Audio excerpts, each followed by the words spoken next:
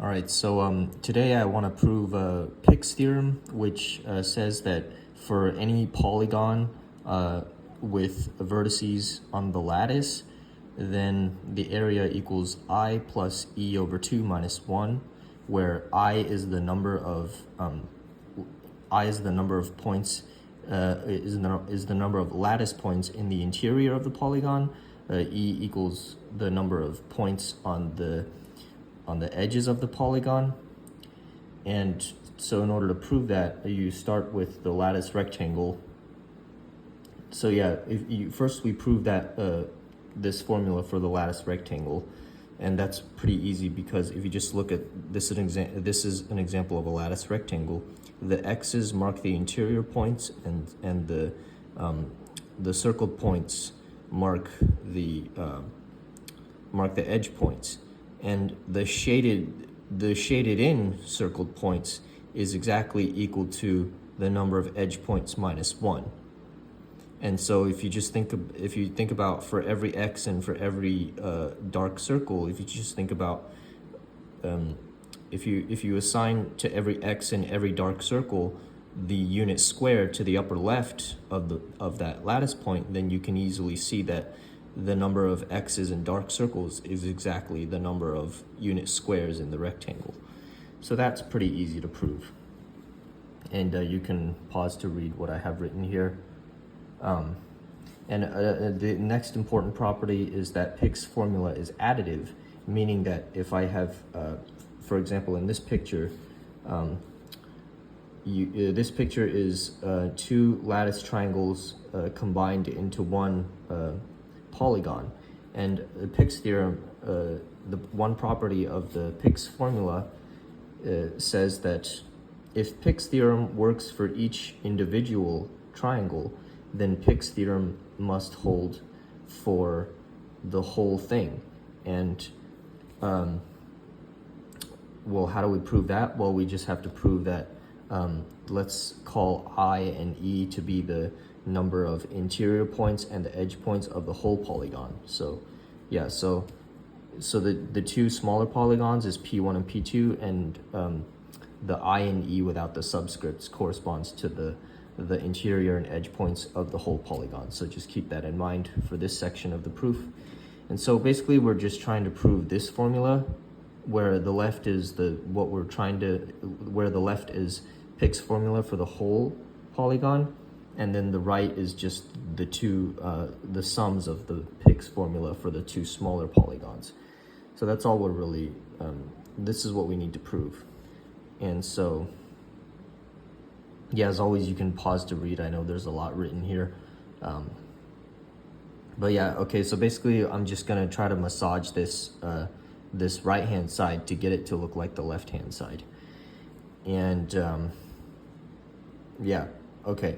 So yeah, so for the first manipulation we're gonna do is we're gonna think about E1 plus E2. So what exactly is E1 plus E2 counting? Well, you're counting the unshared edges of each polygon. You're counting, so your E1 plus E2 is counting the unshared edge points of P1 and P2 exactly once. So the unshared edge points are, for example, the unshared edge points are the points that are exclusive to either just P1 or just P2. So those are the unshared edge points. So E1 plus E2 counts the unshared edge points exactly once, and then it counts the shared edge points twice. And then the shared edge points, the number of shared edge points equals the number of the interior shared edge points plus the two endpoints of the common side. So basically 2 times shared edge points really equals 2 times shared interior edge points plus 2 times the endpoints. And well, there's 2 endpoints, so this becomes 2 times 2, as I have written here, which is 4. And so really now we have this whole right hand side becomes I1 plus I2 plus unshared plus 2 times shared interior plus 4 all over 2 and then minus 2. And so basically the key is that the shared interior points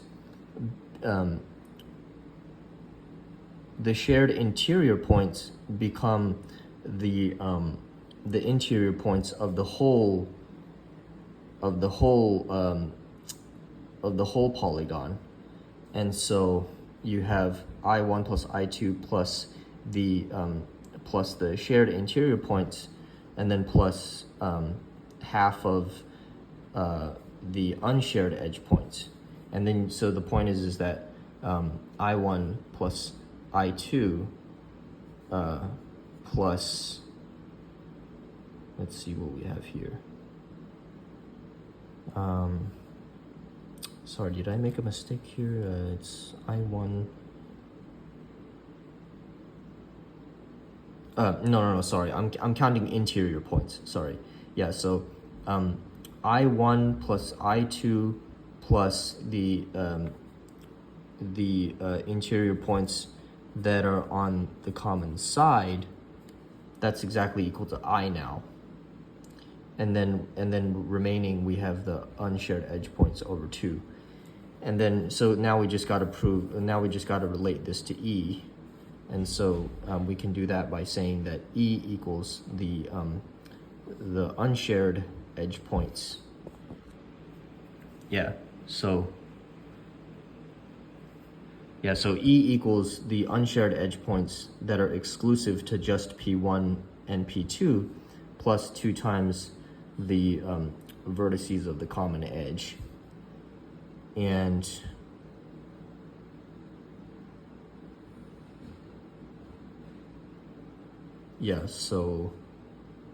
because the E is the number of edge points of the whole polygon. So the number of edge points of the whole polygon is just the unshared edge points plus the two common vertices of the common edge. And so basically this unshared edge points just equals E minus 2. So then we just have becomes I.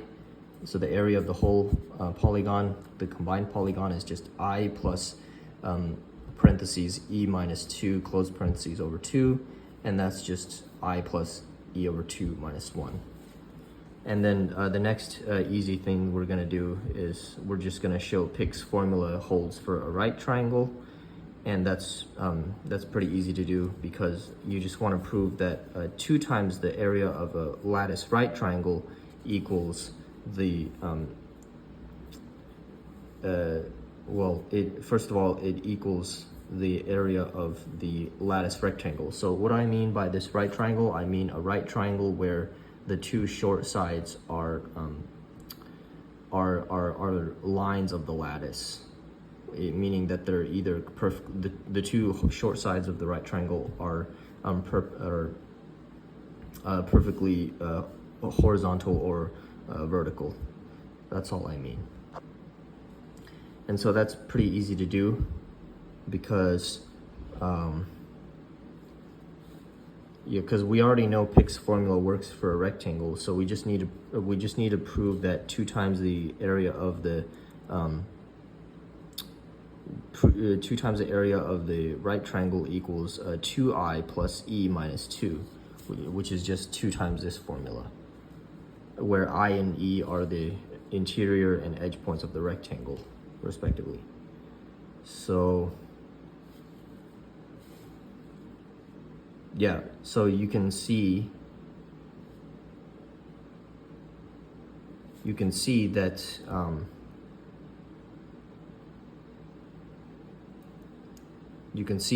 the points on the hypotenuse equals the 2 endpoints plus interior edge points, and the interior points of the rectangle equals 2I plus interior edge points. So yeah, so let's see.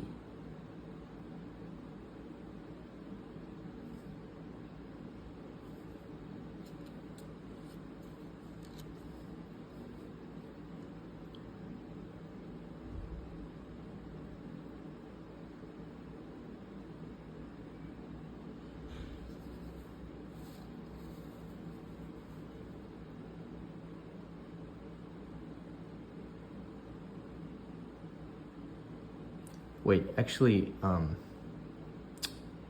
think I misspoke. I said I and E were the interior and edge points of the, I meant to say that I and E are the interior and edge points of the triangle, sorry. Okay, yeah, that was not good, because otherwise, obviously, this, okay, yeah, I need to prove this formula where I and E correspond to the right triangle. Okay, anyways, because yeah, so then, so yeah, so the points on the hypotenuse is equal to the two endpoints plus the edge points that are in the interior of the whole rectangle. And then, so we just need to prove that 2 times the area of the triangle, well, first of all, we know that this is 2 times the area of the triangle is equal to Pick's formula applied to the whole rectangle. So we'll just figure out the terms of Pick's formula in the whole rectangle. So the interior points of the rectangle, the number of interior points of the rectangle equals 2i plus the interior edge points. And the edge points of the rectangle equals 2e minus the 2 vertices of the hypotenuse, and then minus 2 times IH, where IH equals the number of interior points of the hypotenuse. And so the area of the rectangle equals 2 times the area of the triangle equals the formula for the interior points of the rectangle, which is 2i plus IH, and then the formula for the edge points of the rectangle, which is 2e minus 2 times IH all over 2 minus 1. And so the reason why we have to subtract 2 is because we counted when we added 2e, we counted these vertices exactly twice. So we need to minus 2 because we want to count these vertices once, and then we want to count these. We want to count the IHs in the inside of the rectangle. We want to count those 0 times for the E term, and so yeah. So if you just manipulate this formula, you get 2i plus IH minus E minus 1 minus IH minus 1, so then you just get 2i plus E minus 2. Okay, and then finally, now you prove the Pick's formula for a general triangle, and you can just do that by proving that Pick's formula is subtractive, which is basically that if P1 and P2 share a side to create a polygon P, then if you assume that if the Pick's theorem holds for the whole P and P1, then Pick's theorem must also hold for P2, meaning that the I2 plus E2 over 2 minus 1 equals the area of P minus the area of P1. And so if you assume that Pick's formula holds for P and P1, then this says that this formula says that Pick's formula also holds for P2. So, all right, so the last part of the proof, so I minus I1, what is that? Well, it's the interior points of the whole minus the interior points of just I1.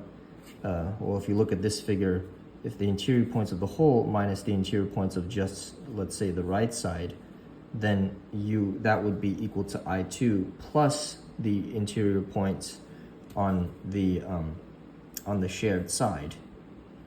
And then E minus E1 is going to be the edge points of the whole P minus the edge points of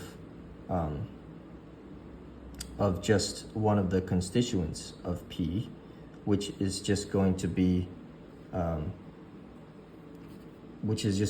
the edge points. So E minus E1 is then going to be equal to the edge points exclusive to P2, and then minus the interior points of the common edge, right? Because, so if you just think about E, and then minus this section of E1, and then minus this section of E1, that would just be what you're left with is the part of the edges that are exclusive to the edge points that are exclusive to P2, and then minus the interior edge points of the common side. And so if we call the interior points of the common side to be I of P1 intersect P2, then E minus E1 is going to be, so first of all, if we need to, the formula for the edge points exclusive to P2 is going to be E2 minus the two common vertices, and then minus I of P1 intersect P2. So that's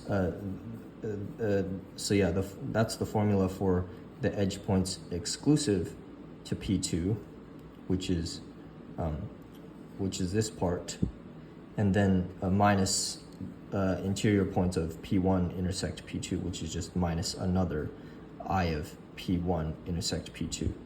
And so if you plug this back into this formula, then you'll get, remember that I minus I1 was I2 plus I of P1 intersect P2. So I minus I1 becomes I2 plus I of P1 intersect P2, and then E minus E1 all over 2 becomes E2 minus 2 minus 2 times I of P1 intersect P2 all over 2. And you notice that the I of P1 intersect P2 cancels out with the minus 2 I P1 intersect P2 over 2. And then what you're left with is just I2 plus E2 over 2 minus 1. And so that proves, and the reason why we want to show the subtractive property is that now you can show Pick's formula works for any arbitrary triangle, because any arbitrary triangle can be enclosed in a lattice rectangle, and so the arbitrary triangle is just the smallest lattice rectangle enclosing it minus the 3 surrounding right triangles. So basically, using the subtractive property, we can show that since Pick's theorem, we've already shown that Pick's theorem holds for a rectangle, we've shown that it holds for lattice right triangles. So then by the subtractive theorem, it must also hold for any arbitrary triangle. It must hold for any triangle, and therefore it must hold for any polygon, since all polygons are made of triangles. And so that's how you prove this.